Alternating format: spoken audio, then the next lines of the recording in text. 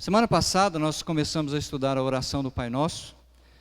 O tema da semana passada foi como não devemos orar. Hoje a gente vai dar prosseguimento nesse estudo. E o meu desejo hoje é falar sobre o desejo por Deus. O Pai Nosso é uma oração que nos inspira a ter desejo pela pessoa de Deus e também pela glória, pelo reino de Deus. Tá? Abre sua Bíblia então comigo e Mateus capítulo 6, e eu quero fazer a oração do Pai Nosso. Vocês ficam bem em silêncio para eu fazer a oração do Pai Nosso?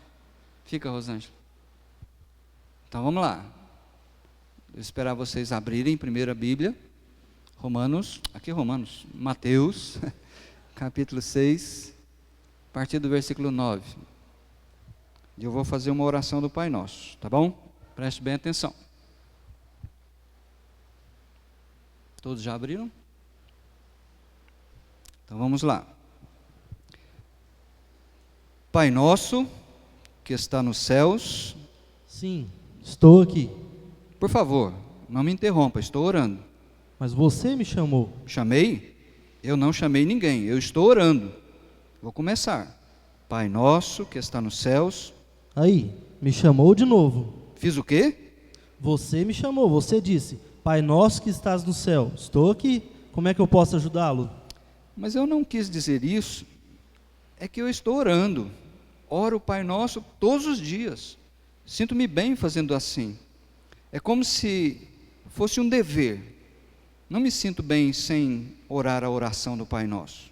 Mas como pode dizer Pai nosso sem lembrar que todos são seus irmãos? Como pode dizer que estás nos céus, se não sabe que o céu é um lugar de paz e de amor a todos? Realmente eu não havia pensado nisso. Mas prossiga a sua oração. Bom, vamos lá. Santificado seja o teu nome. Espera aí, o que você quer dizer com isso? Quero dizer, sei lá, faz parte da oração do Pai Nosso, só isso. Santificado significa digno de respeito, santo, sagrado. Agora entendi. Mas nunca pensei no sentido dessa palavra, santificado. Vamos lá. Venha o teu reino, seja feita a tua vontade, assim na terra como no céu. Está falando sério? Claro, por que não? E o que você faz para isso acontecer? O que faço? Bem, nada. É que faz parte da oração do Pai Nosso, você está me interrompendo. E além disso, seria como se o Senhor tivesse um controle de tudo o que acontece no céu e na terra também. E eu tenho controle sobre você? Bem, eu frequento a igreja, né? Não foi isso que eu perguntei. Que tal o jeito que você trata os seus irmãos, a maneira como você gasta o seu dinheiro, o muito tempo que você dá à televisão, as promoções que você corre atrás e o pouco tempo que dedica a mim? Não, aí é demais. Por favor, para de me criticar. Desculpa, eu pensei que você estava pedindo para que fosse feita a minha vontade. Se isso acontecer, tem que ser com aqueles que oram, mas que aceitam a minha vontade, o frio, o sol, chuva, a natureza, a comunidade, os amigos, os irmãos. Está certo, tem razão. Acho que nunca aceito a tua vontade. Peço sol, reclamo do calor. Se o Senhor manda frio, eu continuo reclamando. Se eu estou doente, peço saúde. Se me dá saúde, não cuido dela. Deixo de me alimentar, ou então como demais. Ótimo reconhecer isso. Vamos trabalhar juntos, eu e você. Mas olha, vamos ter vitórias e derrotas também. Estou gostando dessa nova atitude. Olha, Senhor, preciso terminar agora. Esta oração está demorando muito mais do que costumava ser. Então, vou terminar. É interessante esse texto. É um suposto diálogo, né, entre Deus, entre o crente, o cristão, e Deus respondendo para ele. Deu para perceber um pouquinho como que é interessante? Que muitas vezes nós oramos sem prestar atenção naquilo que nós estamos falando. A oração do Pai Nosso, ela não foi feita para ser uma reza, uma declaração impensada. Deus tinha propósito quando nos deu. Lembra que a semana passada, só para recapitular rapidinho, eu falei para nós o que não deve ser a oração. Em primeiro lugar, não sejam como os hipócritas. Jesus condenou a hipocrisia. A hipocrisia é o ator que finge ser aquilo que ele não é. O foco dos hipócritas, que eram os fariseus da época, era o desejo deles serem vistos pelos outros. Eu estava lendo que geralmente nas sinagogas, quando o líder da sinagoga dizia assim: Francisco, faça uma oração, as orações eram feitas sentadas. E Jesus disse que o fariseu, o que ele fazia? Ele se colocava em pé e num lugar bem visível. Eu li também que quando o fariseu estava vindo da casa dele para o templo, aí ele passava na Praça do Balvilela da época lá, de repente ele olhava para um lado, quando ele via que o fluxo estava muito gente, ele parava para orar também, e levantava as mãos para que todos vissem. Isso era hipocrisia. Por isso Jesus falou: olha, ele já recebeu a recompensa dele, não vai ser atendido. Segundo lugar, ele volta-se para os pagãos, os incrédulos, e ele diz: olha, não façam como os pagãos. O que os pagãos faziam? Longas orações, repetições sem sentido, vazias. Então temos esse parâmetro, não podemos ser hipócritas e nem podemos ser pagãos nas nossas orações. Por isso os discípulos pediram: Jesus, ensina-nos a orar. Como nós devemos orar? Jesus está dando nesse texto um modelo, ok? É um modelo não para ser repetitivo. Agora, quando você está em algum lugar e as pessoas começarem a orar o Pai Nosso, não fica com medo, não. Faz a sua oração tranquila, Pai Nosso, mas você precisa entender o que você está orando, para não ser também uma reza, uma repetição. Então, qual era a intenção de Jesus quando ele deu essa oração, modelo, para os seus discípulos do primeiro século e para nós também hoje? Eu penso que há 7 sentenças nessa oração. Vamos lá comigo? Qual que é a primeira sentença? Pai Nosso, que está nos céus. Segunda, santificado seja o teu nome. Terceira, venha o teu reino. Quarta, seja feita a tua vontade. Quinta, dependendo da sua versão que você memorizou, né?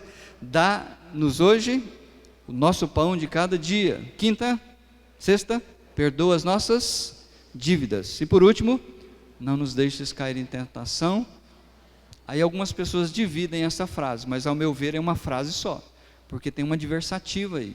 Ele está dizendo: olha, não coma na casa do Titão, mas vai lá na casa do Carlos e toma uma refeição lá. É a mesma frase, não é? Então, para mim, quando ele está dizendo: olha, não nos deixes cair em tentação, mas livra-nos do mal, ou maligno, provavelmente o mal aqui é a expressão que se refere a Satanás. Ok. Modelo que ele dá orientações para nós.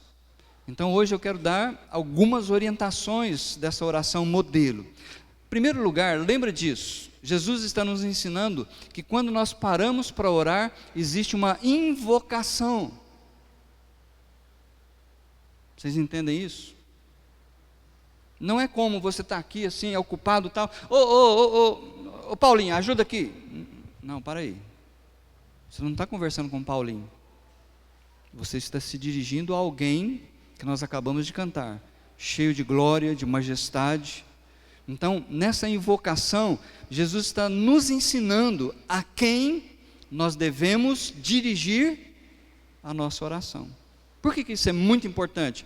Vocês se lembram o contexto histórico em que Jesus nasceu? O Império Romano era que mandava no espetáculo da época. Eles tinham muitos deuses. Até mesmo o imperador era considerado um deus, uma divindade. E os romanos, eles eram religiosos. Eles ofereciam suas oferendas a inúmeros deuses. Vocês se lembram quando Paulo estava na Grécia? Os gregos também transmitiram essa mesma filosofia religiosa. Paulo estava lá na Praça do Balvilela da época, andando, de repente ele viu tantos deuses, e havia até um espaço lá vazio, escrito ao Deus desconhecido. Então por isso Jesus está focando, quando você invocar alguém na sua oração, a quem você tem que orar. A gente vai aprender agora mesmo. Por que isso é importante? Eu não sei se você tem lido, que existe uma Bíblia do movimento feminista, e o movimento feminista está tentando, de todas as maneiras, fechar as Escrituras. O movimento feminista está dizendo que a Bíblia foi escrita por homens, e homens são machistas. Por isso Deus é apresentado como pai. Por que não é como mãe? Por isso que, quando os escritores bíblicos falam de Deus, se referem a Ele sempre na pessoa masculina. Ele, para ele, o eterno. Então, essas duas teólogas, junto com mais outras 42 teólogas e 10 teólogos liberais, se reuniram na Alemanha e fizeram essa Bíblia que está na mão dessa senhora aí, que vocês não conseguem ler, mas está escrito assim, olha, uma Bíblia para mulheres. E nessa Bíblia, dentre outras particularidades, Deus é apresentado como a eterna. Os pronomes são pronomes neutros, não são pronomes masculinos, são pronomes neutros. E outra coisa interessante, o Pai Nosso, quando elas traduziram o Pai Nosso, olha o que elas colocaram nessa primeira frase: Pai e Mãe nosso que está nos céus. Porque Deus não é uma figura paterna, não é uma figura masculina como nós temos ideia. Mas Deus pode ser mãe. Eu não sei quantos de vocês leram aquele livro da Cabana, A Cabana, ou assistiram um filme. Todo mundo ficou maravilhado com aquele filme. Mas olha como que é a coisa capciosa. Porque ele apresenta a Trindade de uma maneira totalmente diferente do que a revelação de Deus apresenta para nós. Vocês se lembram disso? O Espírito Santo, se não me falha a memória, era até uma senhora, né? Muito bondosa. Então nós temos que tomar cuidado com isso. Olha o que elas falam. A Bíblia tem um viés machista. Estamos lutando contra uma leitura literal dos textos. Vamos lá. Então, em primeiro lugar, orar. Segundo lugar, Jesus fala de adoração. Olha que interessante. Essa oração é extremamente instrutiva para nós. Sabe por quê? Se você prestou atenção na oração do Samuel, e é a nossa oração. Vamos orar, Marquinhos, ora por nós. Aí o Marquinhos já começa assim. Deus, eu quero pedir em favor do Francisco, eu quero pedir em favor do João, não é assim que nós oramos? Deus, hoje eu estou saindo de casa, abençoa meu ir e meu vir, proteja. Nós temos uma tendência muito grande de olhar muito para nós mesmos. Jesus falou, opa, baixa a bola. Quando vocês orarem, lembrem, busquem em primeiro lugar o seu reino. Então algo que precisa trazer na nossa mente, no nosso coração é isso. Quando nós nos dirigimos a quem, vamos aprender agora mesmo, nós temos que nos dirigir a Ele e exaltar o nome dEle. Nós temos, como eu dei o título da minha mensagem, um desejo por Deus e a sua glória, mais do que a mim. Quando eu busco a glória de Deus, eu tenho que me esquecer. Tem até um cântico que nós cantamos que fala sobre isso, né? De si mesmo se esquecer e só pensar em Cristo. Terceiro lugar, aí vem a nossa petição. Nós vamos colocar diante de Deus nossa dependência, colocando alguns assuntos diante dele. Então a oração, ela tem que fazer parte da vida do cristão na sua jornada diária. Olha comigo o versículo 5, 6:5, olha o que Jesus fala. Só a primeira partezinha. E quando vocês orarem, preste atenção nesta expressão, e quando vocês orarem, pula lá para o versículo 6 comigo, mas quando você orar, mesma expressão, quando, olha o versículo 7, e quando orarem, tem algo aqui para nós. O que Jesus está querendo mostrar é que a oração não é uma condição para o cristão. Olha, gente, se vocês orarem essa semana, tá? Então, não é isso. Quando ele diz assim, olha, quando vocês orarem, pressupõe que vocês vão orar. É por isso que os discípulos perguntaram, Jesus, ensine-nos a orar. Então, quando Jesus usa essas expressões, quando vocês orarem, isso pressupõe que o Francisco vai orar todos os dias, durante toda a semana. Cada um de nós.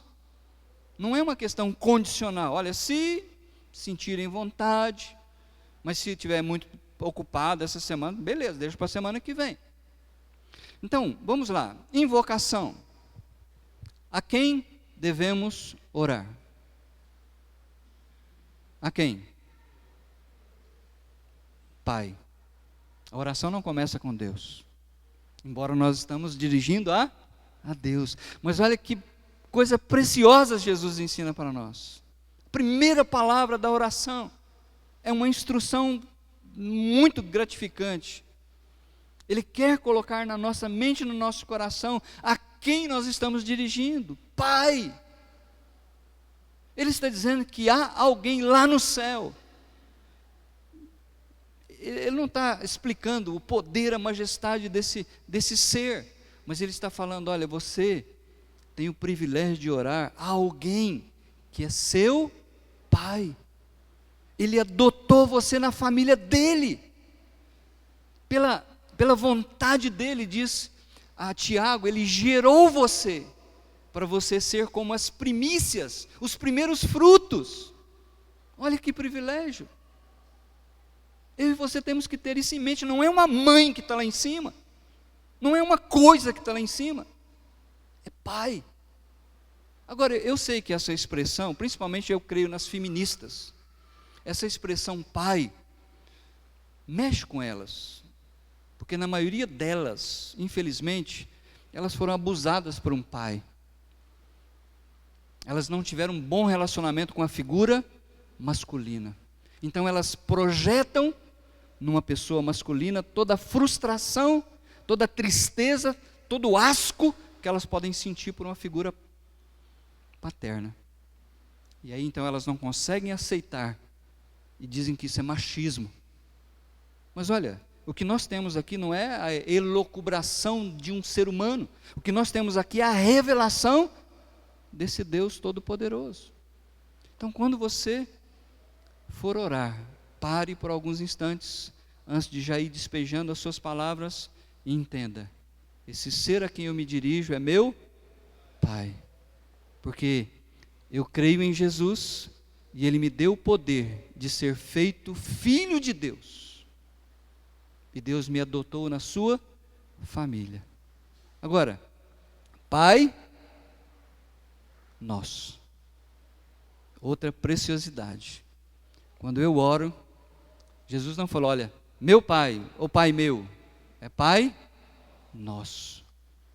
Eu tenho que ter uma consciência de que, quando eu estou dirigindo ao Pai, Ele é Pai de uma grande família.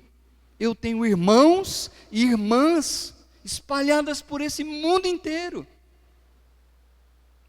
Que grande amor tem esse Deus, Pai nosso.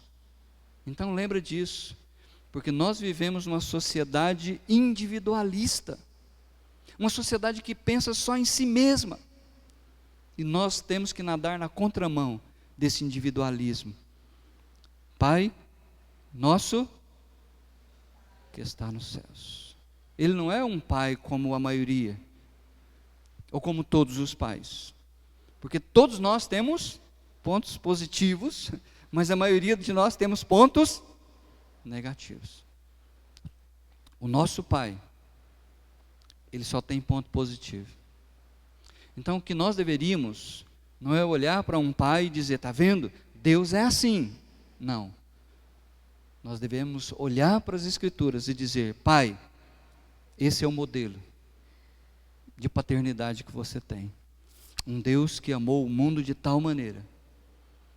Então esse Pai que é revelado para nós, é um Pai que está acima de tudo e de todos. É o nosso Pai celestial. Amém por isso? Então, isso é invocação. Agora, você pode ter o seu meio de orar. Você não precisa sempre na sua oração falar, Pai nosso que está nos céus. Você tem o seu jeito, da sua maneira. Bondoso Deus, amoroso Deus, grandioso Deus, Papai do céu. Mas o que é importante é você entender a quem você está se dirigindo em oração. Isso é invocação. Então quando você orar, respira, lembra que você não está chamando Francisco, você está se dirigindo a Deus, que é seu Pai, que é o nosso Pai, e Ele é o Pai celestial. Amém? Segundo lugar, ele ensina então a adorar esse Deus que é Pai. Como eu falei mais uma vez, esse tem que ser o desejo íntimo do nosso coração, por Deus, pela glória de Deus. Qual que é a próxima sentença? Pai nosso que está nos céus. A oração então é dividida em duas partes. A parte que se refere à adoração tem 3 sentenças. E na semana que vem nós vamos ver a parte que se refere a nós. Tem mais 3 sentenças. Qual que é a primeira sentença? Santificado seja o teu nome. Observa, deixa eu só mostrar para você que nesta segunda parte refere-se totalmente a Deus. Teu nome, teu reino, tua vontade. Então, o Senhor Jesus está dizendo, olha, esqueça dos seus problemas, por mais importantes que eles sejam para você. Mas então, é orar por alguém que está enfermo, esqueça. O desejo íntimo do seu coração tem que ser Deus, a glória dEle na sua vida. É um momento que você esquece-se de você mesmo, esquece de todas as outras pessoas e diz, olha, Deus, o Senhor é o meu Pai, é o nosso Pai, o Senhor tem uma grande família, o Senhor está nos céus e é o Senhor que eu quero honrar. Santificado seja o teu nome, significa que eu quero trazer honra para o Senhor. Que o teu nome seja honrado na minha vida, que o teu nome seja honrado na minha casa, no meu relacionamento com os meus irmãos na igreja, no meu trabalho. Olha que coisa triste, vai algumas páginas para frente, depois a gente volta para cá novamente. Vai para Romanos capítulo 2, eu me lembrei desse versículo que é muito interessante. Romanos capítulo 2, olha que interessante o que o apóstolo Paulo fala sobre os judeus. Lembra que os judeus chamavam o resto do mundo de gentios, gentalia, pessoas inferiores, porque eles eram o povo de Deus, eles tinham conhecimento da lei, eles eram descendentes dos patriarcas, Abraão, Isaac e Jacó, e vai por aí afora. Mas olha, a partir do 2:17, Paulo vai falando, ora, você leva o nome de judeu, apoia-se na lei, orgulha-se de Deus, você conhece a vontade de Deus, aprova o que é superior, porque é instruído pela lei, você está convencido de que é guia de cegos, luz para os que estão em trevas, instrutor de insensatos, mestre de crianças, porque tem na lei a expressão do conhecimento e da verdade, e tudo isso é verdade. E então, aí agora vem um puxão de orelha. Você que ensina os outros, não ensina a si mesmo? Você que prega contra o furto, furta? Você que diz que não se deve adulterar, adultera? Você que detesta ídolos, rouba-lhes os templos? Você que se orgulha da lei, desonra a Deus, desobedecendo a lei? Pois, como está escrito, entre os gentios, por causa de vocês. Desculpa que eu pulei aqui. Pois, como está escrito, o nome de Deus é blasfemado entre os gentios por causa de vocês. Está vendo como que é? A gente não pode ser como aquele menino da história. Não me interrompa não, estou fazendo a oração do Pai Nosso aqui. Não, eu tenho que prestar atenção naquilo que eu estou falando. Deus, o teu nome é santo. Eu não posso acrescentar nada à santidade de Deus, porque Deus é 100% santo. Isaías falou isso, não é? Santo, santo, santo é o Senhor. Não há outro igual a Ele. Então eu não posso acrescentar santidade a Deus. Mas o que significa santificado seja o teu nome então? Deus, ajuda-me a te honrar e não desonrar o Senhor.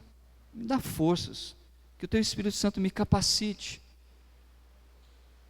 a não ser um mau testemunho, para que a tua glória possa ser vista, para que as pessoas tenham uma percepção maior, e eu mesmo tenho uma percepção maior da tua santidade. Lembra que aqui em Mateus 5, Mateus diz assim, olha, Jesus falou, bem-aventurados os puros de coração, por quê? Verão a Deus, terão uma percepção cada vez maior de Deus, e nós precisamos disso.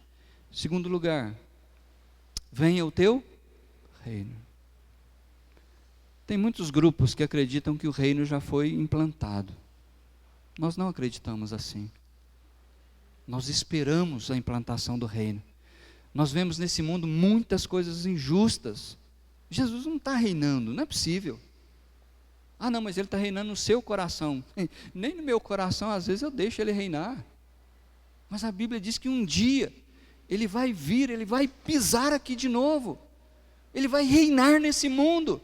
E vai reinar com um cetro de ferro. Ele vai reinar com justiça. Ele vai assentar-se no trono do pai dele, humanamente falando, Davi.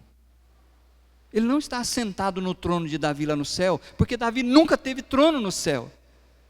Davi teve um trono em Jerusalém. E todos os descendentes dele se assentaram no trono dele. Jesus prometeu isso.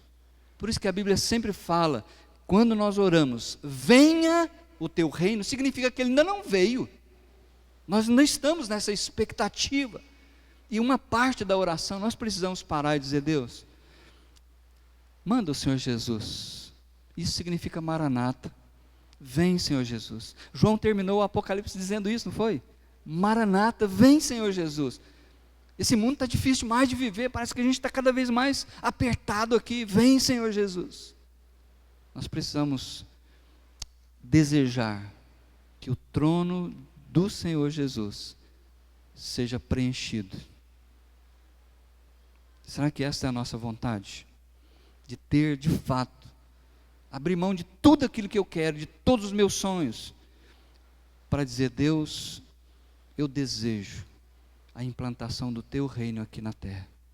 E terceiro, seja feita a tua vontade. Talvez isso seja a coisa mais difícil para nós, porque nós temos uma luta interior, nós temos uma natureza rebelde, nós temos um coração de pedra, e de fato a gente se acomoda em algumas coisas que é mais fácil para a gente obedecer, não é verdade? Mas tem coisas que a gente fala, não, para aí Deus, aqui não, aqui é comigo, quem manda aqui sou eu, deixa que eu vou administrando aqui. Mas olha, quando a gente fala, olha, seja feita a tua vontade, e tem um modificador aí, não tem? Assim na terra, como nos céus. E o exemplo de alguém, de um filho que veio fazer a vontade do Pai é Jesus. Em vários momentos do Evangelho ele fala sobre isso, que não veio fazer a vontade dele. Ele falou, olha, eu tenho uma comida para comer, que não é daqui. A minha comida é fazer a vontade do Pai que me enviou. Quando ele estava naquela noite de quinta-feira, lá no horto, orando, e ele sabia que ele iria ser preso, judiado a noite toda, e ele iria entregar a sua vida na sexta-feira. E a luta foi intensa, tanto que Lucas registra que ele começou a gotejar, a respirar, a suar gotas de sangue. Mas qual foi a oração dele? Pai, ele orou por 3 vezes, Pai, se possível, passa de mim esse cálice, contudo, não seja o que eu quero. Como filho, eu estou pronto a fazer a tua vontade, mesmo que a tua vontade seja ir para a cruz. E foi para isso que eu nasci, e foi para isso que eu vim, e é nesse caminho que eu vou. Quais são as áreas da sua vida que você anda em dissintonia com Deus? Como eu tenho ensinado para vocês, eu não acho que nós somos perfeitos e nunca seremos. Mas tem que haver quebrantamento em nosso coração, em muitas áreas, que não está legal.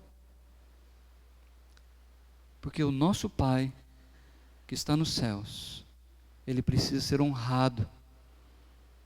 Nós precisamos servir de exemplo de alguma forma, para que os incrédulos possam olhar para nós e dizer, o Deus desse pessoal aí é um Deus verdadeiro.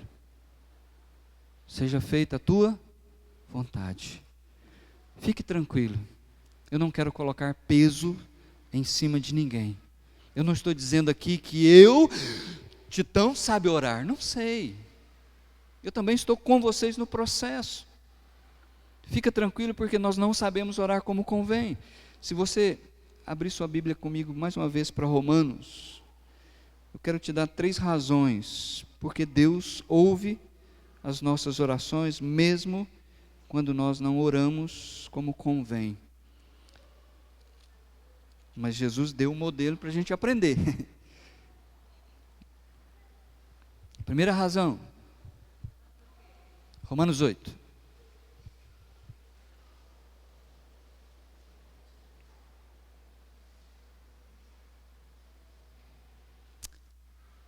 Essa é a primeira grande, maravilhosa e graciosa razão, porque Deus ouve a nossa oração.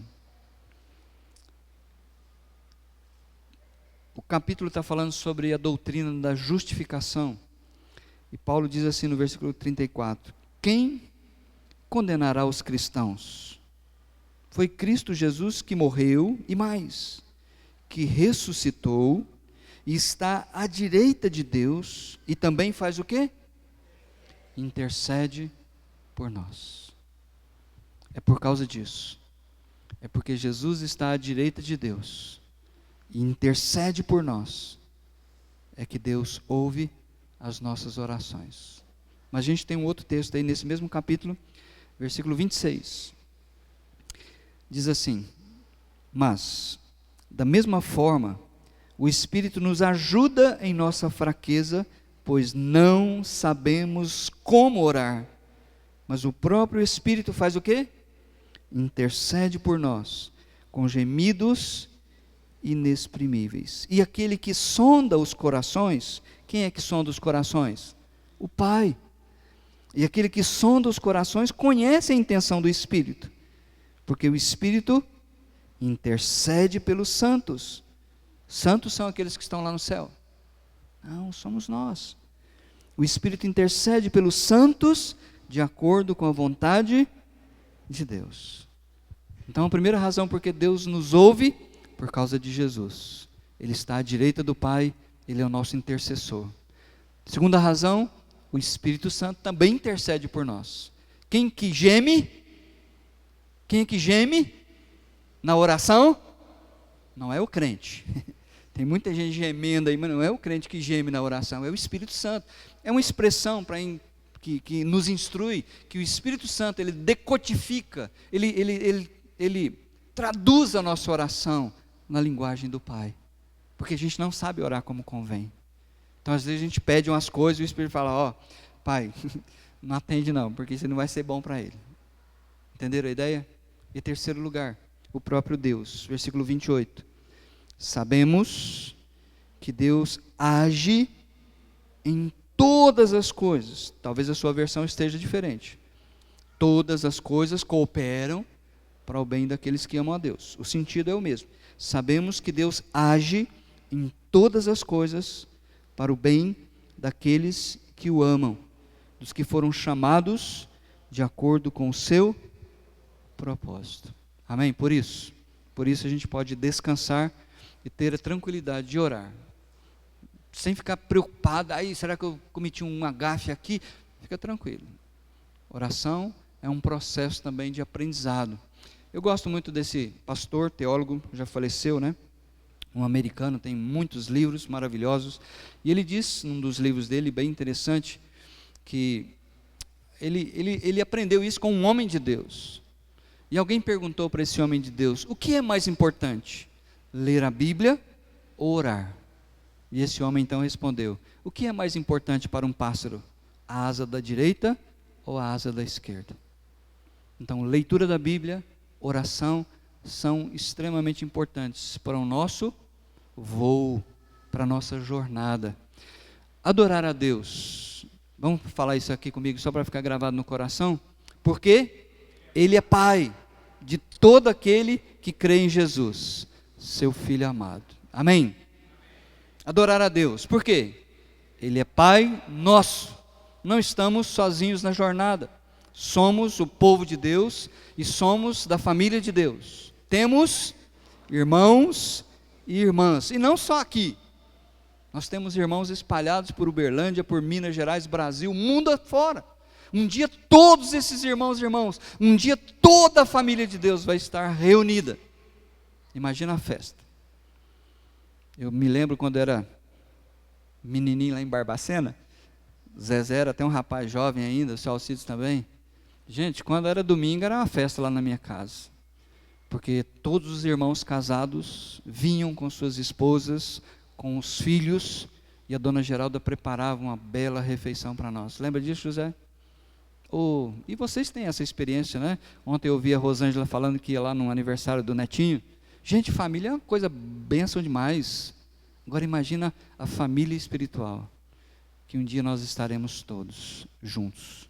Ele é Pai, e porque Ele é Pai nosso que está nos exaltado, majestoso, gracioso, bondoso, amoroso, e tem muitos outros atributos que a gente pode aprender nas Escrituras.